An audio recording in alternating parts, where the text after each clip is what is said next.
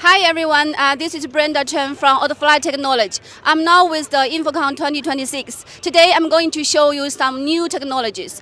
We are doing the directional speakers. You can see this one is one of our most commonly used directional speaker for the museums, for the commercial cities. This one has the magic. We can see that the sound is coming from the front of the speaker. In certain angle, when you step in, standing in front of the speaker, you can hear the sound. When you step away a little bit, the sound is gone.